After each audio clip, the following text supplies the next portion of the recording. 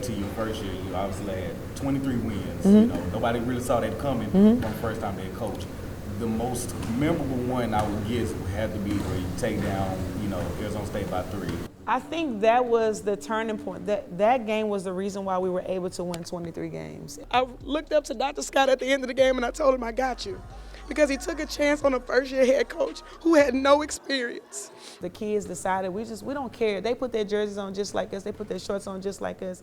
And they didn't care, and they came out with a mindset of, why not us?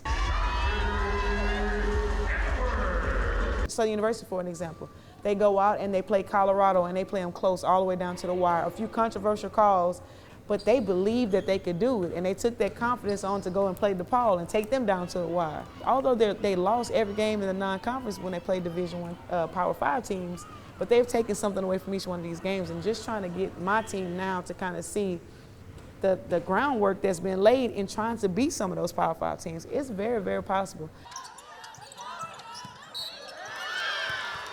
A lot of times at the beginning of the year, you're falling behind the 8 ball because you ever played the Arizona, you ever played the Arizona States, the LSUs, and the Oregon States before you get to the people you're used to. How do you prepare your players to go on a gauntlet like that and then come back and say, well, we got to win the SWAC now? Yeah, I think the biggest thing for me and the reason why I'm so adamant about trying to change how many guarantee games we have to play is because we can't recover. Flagey was walking around with her own trainer, right? Somebody that stretches her. She has a cryo chamber in the facility that we had the game in, the Brookshire Arena. Like, she has all of these things just so she can recover after the game. We don't have those things. You know, our ice machine doesn't even work right now. So, you know, we're having to go to the store and buy bags of ice for my kids to take ice baths. So my frustration is not necessarily that we can't always compete with those kids at that level. It's just we can't sustain because we can't recover the same. Well, now I have 6 returners. And so now the new kids are hearing firsthand, no, it's going to be like this, it's going to be like this, as opposed to last year with only 4 returners. Their voices weren't as loud as the kids this year's are because they've experienced it. And so now all of my new kids are like, okay, tell me what it's like. Tell me what it's like when we go down and we play Southern. Tell me what it's like when we go to Jackson and play them. Tell me what it's like to be in the conference tournament in Atlanta.